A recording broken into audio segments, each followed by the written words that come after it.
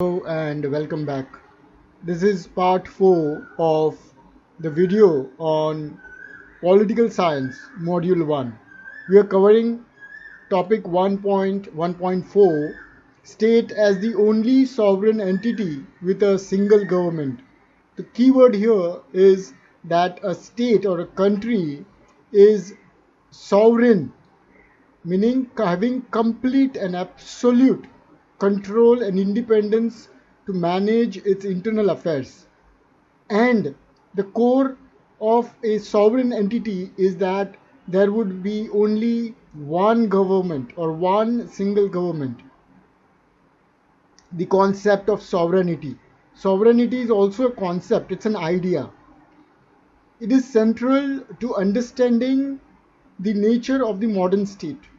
All countries, all modern countries which are having sovereignty are independent countries. They are able to manage their internal affairs independently from any external influence. A state is recognized as the only sovereign entity within its territory, meaning it holds ultimate authority over all internal and external matters. So, a state is recognized as the only sovereign entity within its territory, meaning it holds ultimate authority over all internal and external matters. It is also possessing a single government. That is, a sovereign state has a single government which acts as the supreme political institution representing the will of the state. Will of the state means the will of its population and managing its affairs. So, a sovereign state has a single government, it is the supreme political institution, and it represents the will of its people and manages its affairs independently and has ultimate and absolute control over its internal and external affairs. This distinguishes the state from all other organizations, groups, or institutions within the society. So, state is separate entity from the society, from institutions, groups, organizations. Let us understand this concept now. State as a sovereign entity. This is our topic. Sovereignty means supreme power, absolute authority, full control. In political science, when we say the state is a sovereign entity, we mean one, it has the final say in making and enforcing laws. That is, state can enact or create and enforce laws. State is independent. A sovereign state is independent and self-governing. There is no external or internal influence or control over managing its affairs. It does not recognize, a state does not recognize any higher power. So that is, there is no higher authority over the state, over itself, over the state within its territory. So, a state is the supreme authority within its defined geographical boundary or territory. It conducts its foreign policy over its own terms. That is, it manages its external affairs with its own terms, with its own laws, without any external control. So, these are the main key points of an sovereign entity or a sovereign state. Sovereignty is what gives the state its unique status. No other institution, religious, economic, or social, can claim to be above the state in legal or political terms. There are two aspects of sovereignty: internal sovereignty and external sovereignty. This can come in the exams. What are the types of sovereignty? So there is internal sovereignty and external sovereignty. The state's authority over everything within its border, within its boundaries, that is people, institutions, land and law. That is internal sovereignty. External sovereignty means the state's independence from other states, that is, from other countries, its right to enter treaties, maintain defense, and govern without interference. So, these are the two types or aspects of sovereignty. Now, let's understand a state with a single government, because this is the topic that we are studying.